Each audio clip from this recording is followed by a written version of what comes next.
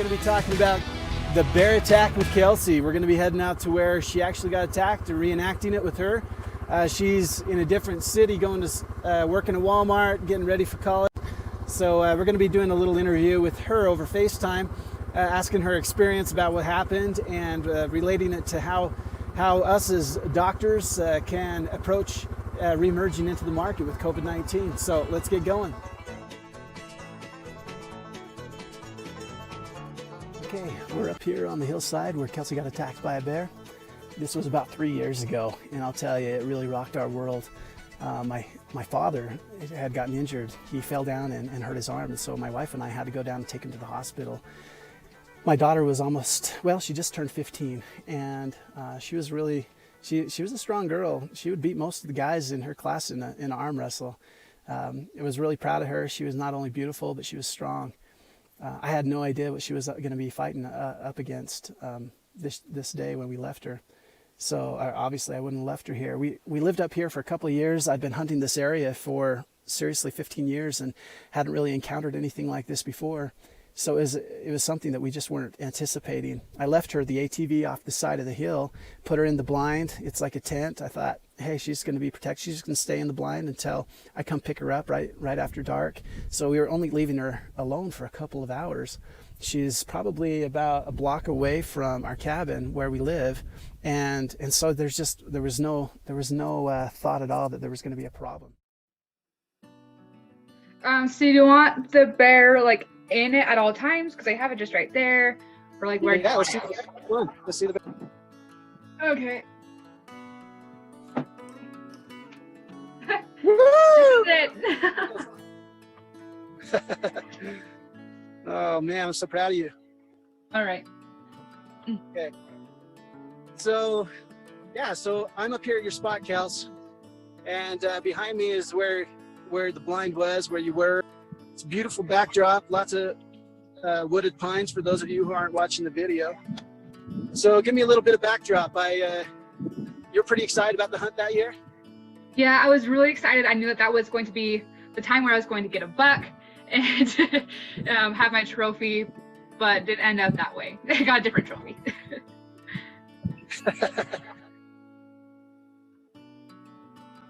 Christy and I left with my dad down to Cedar City, an hour away, and took him down to the hospital. While we were there, we did a little shopping, went to out to eat, just because we were in the big city and wanted to go out and eat something. We missed that. So if you've ever thought that if your kid was in trouble, that you'd have this kind of a sixth sense, the Jiminy Cricket on your shoulder, say, hey man, you got to get back and help your kid, there's something going on. I always assumed that would happen, but while we were having a great time, my daughter was fighting for her life. You got me all settled in, and then you left. She was right here in this area. Let me turn around here. So right behind me over there is where the blind was. The blind is a deer hunting blind, is like a tent with no floor, and it has little openings where you can shoot out. She was hunting archery. So she was sitting over there. It was a beautiful night, and the deer were coming in. It was we had a little salt lick set up just along the trail. The deer were coming in. She was watching them, and the chipmunks and the birds, and just really peaceful. She mentioned that, and I'll let her tell a little bit about what was going on, but she mentioned seeing the door open, and she had this feeling, like kind of unnerving feeling, that she needed to zip up that door. I'll let Kelsey talk to you. And I was too lazy to get up off of my laying position to go shut the door, like zip up the door. And I kept convincing myself that I would be fine, but there was just the little voice in my head saying you need to go close that door. And so I slowly got up and zipped it up, and I didn't know at that moment, but it would eventually save my life. Okay, so she was sitting there when all of a sudden the deer came in, snapped its head around, was alerted, and bolted off. So she looked up into the hills, up into these bushes, right about there, and she saw something black coming down through those bushes. So let's cue the music.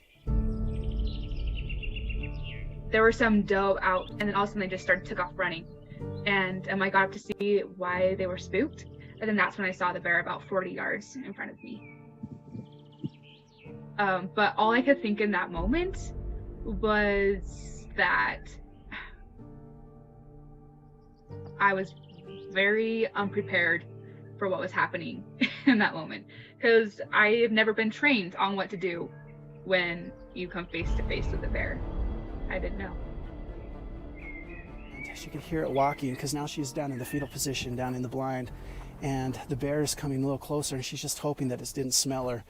But she could hear it getting closer and closer, and in fact she started hearing it step on branches and crunching through things as it's coming closer to her. And she's just praying her guts out that the dad would be showing up any time now, but I had no idea. I was biting into a beefy bean burrito, I think, at that time. This bear came, stepped on a log, big crunch. She had a gasp, and it rushed over to the blind. And this is the blind right here. This is the actual blind that she was in. It is crumpled the way that it was left. I tried to set it up, but it's broken because of the bear jumping on it. But came over, stuck its head through the entrance. There's a little window here. Where's that window? Anyway, it stuck its head through the window, had its snout about 12 inches from her, breathing on her. And let's go ahead and bring Kelsey in at this time and get her viewpoint of what's going through her mind as she looked up and stared at this bear. Crashed some branches like right outside the blind, and I looked up, then that's when I saw its head sinking in, and I could hear it breathing. And it's just such a surreal sound, because I mean, that was the sound of possibly my death. Like, I had no idea. Okay, so at this point the bear starts circling around the blind, and it's trying to lift up on the blind. Luckily we tied it to some logs so that every time it lifted up, it'd lift the log with it, and then it would fall back down. It was reaching its claws up underneath, trying to get in, and there was times where, like the claws that were coming up underneath the blind, she was pushing down along the outside, just right next to the claws, trying to keep it down. And it circled around for about 3 or 4 minutes when it started getting tired of not getting in. So it started ripping and thrashing into the blind. You can see a couple of spots where it had actually torn through this. This right here is where it was ripping through. There's another big gash over here. She started to feel a little more panicked at this time. The bear got on its back legs and started to lean in onto this blind, putting all of its pressure. And at that point, she realized something was going to happen. She had this feeling like, okay, it's going to get in no matter what. And it lunged and jumped onto the blind, snapped the poles, and came crashing down on her. In fact, it broke her sights on her bow. Anyway, it came down with a lot of force. She luckily was out of the way. She found a little gap on the side of the blind and rolled out. And the blind flew up like an umbrella and came down in slow motion in her mind. And there she was, face to face with the black bear. So as this came down, floated down, here she was, the thing that she'd been fighting the last 5 minutes. She had no longer had anything between her and the black bear. And it was literally 5 feet away. And at that point, it started coming at her aggressively. And she had 3 options. She could run away, she could play dead, or she could get big, bold, and start screaming and go after this bear. She was trying to remember which one to do, and let's cut to her and hear what she has to say. At that moment in time, I didn't really have time to think through my options. I didn't think about running. I just went with my instinct, and that was to yell. And I definitely yelled as loud as I could. And I didn't accept the fear that was in that moment until later, which was really interesting, because if that fear had taken over in the moment, then I think I would have overthink everything and probably would have tried to run. I didn't have time to think. I just had to act, and then that was pretty much what essentially saved my life.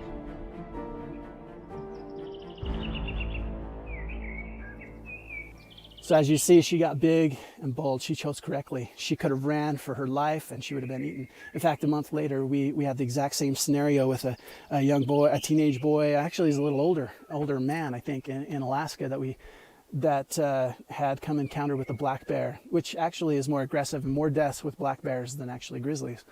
And had the same situation, but he ran and ended up being chased down and killed by this bear. And so her decision to actually fight this bear was what saved her life. She got big and just huge and started screaming like crazy. I interviewed my little girl Lily. She's 6 years old, and asked her what happened. And let's hear it from Lily. So like the bear was about to her about to attack her. She was tough, and she yelled really loud like a boy voice, but really loud like this, but louder. So as you hear from Lily, that's what Kelsey did. She got big and started screaming and went after this bear. So she started right here, started yelling at the bear. The bear was confused at first and then started to walk away. It went about to where those bushes are, about right there, and turned around and started coming at her again. That's when she got big again and started chasing the bear. So she came after the bear like this. The bear ran over to those bushes right there, turned around, came at her again. She not only just got big and yelled, but she started coming at the bear. And she chased the bear, and by the time the bear decided to run away, it ran over that hill right there. She turned around and realized that she had traveled around 30 yards from where the first encounter started. So not only did she get big and yell, she actually chased the bear. It was then when she heard something up on the hill, right about there, back there. She heard a yell down from a hunter that was up there, and he's like, "Hey, you okay?" And as he explained what happened, he was up there when he heard the most just blood-curdling scream. It just gave him chills. And in fact, my brother and his son were about up the canyon, probably about 3,000. I mean, they were like clear across, probably around 2,000 yards. And it was in the still of the night when they were in a blind themselves, and they heard this scream. They knew for sure that they didn't know it was Kelsey. They didn't know who it was. But they knew somebody was in big trouble. And to hear my brother explain it, he just said this sickening feeling came over him as he's like, someone's getting eaten, somebody's dying. They jumped out of their blind, they're looking around, they're screaming, "Hey, who needs help? Are you okay?" They jumped on their ATV, their four-wheeler, and was just driving around everywhere, yelling into the hills. And they were for sure that somebody had been eaten by something. They knew there was mountain lions and bears up here, but they knew that something was really wrong. And this little area was where our family was, and so they were just sick to their stomach about what happened. So me, I just dropped off my wife, Christy, at the cabin that we now were living at because we sold our practice. We sold my dental practice of 15 years. We sold my house on the golf course where we were very comfortable. Definitely a life of comfort and ease, and I'll have to talk about that whole reason of following our dreams with the software company and this vacation rental, Whispering Pines, as a family. And Christy was back at the cabin. I just left her. She had a sick kid. We had a sick baby that had an ear infection. There was no power to the cabin because, anyway, a 1960s hunting lodge that we had tried to renovate that we did not know we were going to be living in. It was 6 kids and 700 square feet. Anyway, I'm excited to share the rest of the story of the last year or two with you guys. But she was there in the dark because she could not start the stupid generator. She didn't know where it was, I guess. And she was fuming. She was so mad at me that we were off hunting when our lives were in total chaos. And I had left Christy to drive up here to grab Kelsey. I came along down the road. I saw her standing there on the side of the road with this strange man, and naturally the instinct in me just felt like, oh man, who's this guy, what's he doing with my daughter? So I'm like, hey, what's going on? And the guy's like, honestly, I have no idea words cannot express what just happened. And I turned to Kelsey. She's like, Dad, I got attacked by a bear. I fought off this bear. And I'm like in shock. I was like, what are you talking about? And I got out. She told me the story, and we embraced. I couldn't believe how lucky I was to actually be at the end of a story like this, talking to my daughter, and that she was alive and that she had accomplished that. Went home to my wife, and I'll let her tell you kind of her experience as we walked through the door and told her that her daughter just got attacked by a bear. We were just still trying to figure out how we could even live here. We didn't have really functioning power and really functioning anything. Right. And so I'm just sitting there in the dark with a crying baby, not really knowing how to help her. It's completely dark. Going, what have I done? Because we had at that point we had the conversation on the way over the mountain that we had basically 2 weeks to be out of our house, and the kids were going to be starting school in 1 week. And I was completely overwhelmed, and I was just kind of a little bit miffed that we were even hunting at that moment, because it felt like our life was like in crisis mode, you know? Right. And so that's when I was kind of ready to let you have it a little bit when you came through the door and you told me, I don't know, I think you saw the look in my eye, like, don't kill me. But something else just happened. And you're like, Kelsey got attacked by a bear. And I didn't even know what to do with that. So I walk through the door and I say, honey, Kelsey just got attacked by a bear. And anyway, your response to me was unlike anything I was expecting. I think I told you to shut up. Yeah, you turn around and go, shut up, Rob. And I'm just like, oh, I don't like your impersonations of me. shut up, Rob. Yeah, that's exactly what I did. I do remember saying, shut up, because I'm not in the mood. You're not in the mood for your jokes, yeah, something like that. And then you looked over and saw Kelsey, and Kelsey's like, yeah. Yeah, like that really happened. And then finally you realized, oh my gosh, are you serious?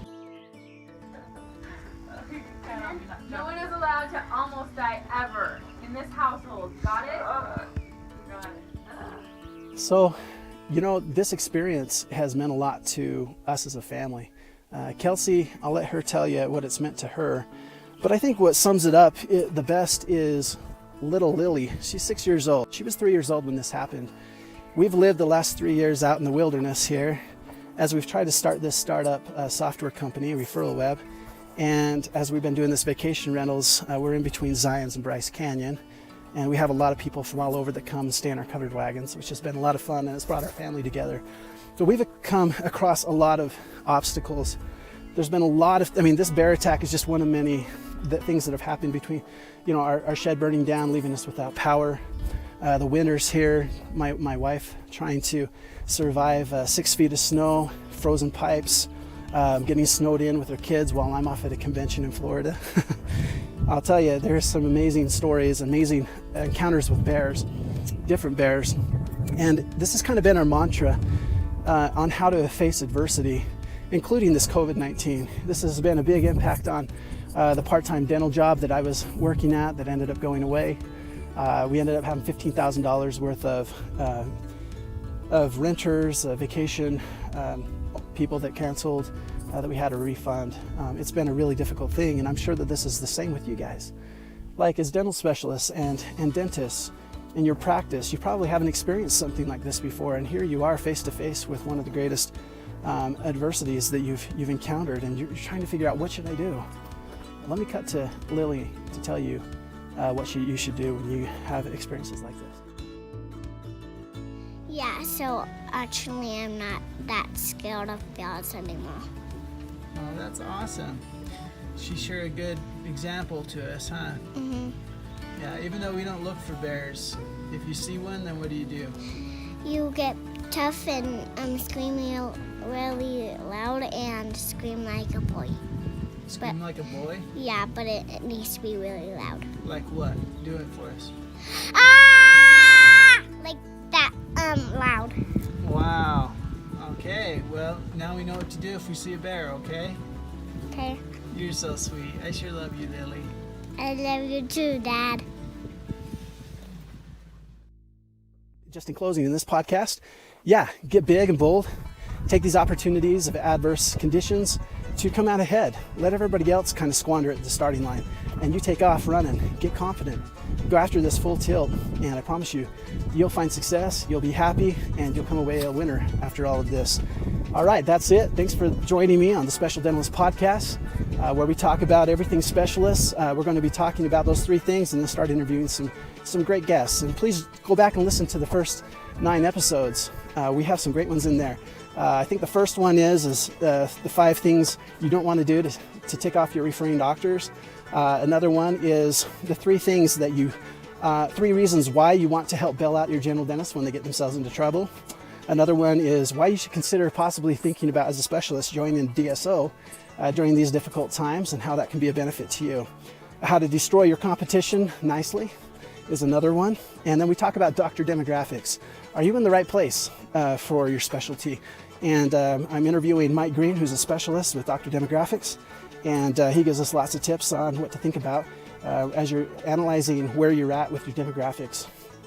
for your specialty office. And then the very last one before this was the life of a crazy entrepreneur, dental entrepreneur. And it tells a little bit more of my backstory. So thanks a lot, you guys, and we will see you next week on the Special Dentalist Podcast. I'm out.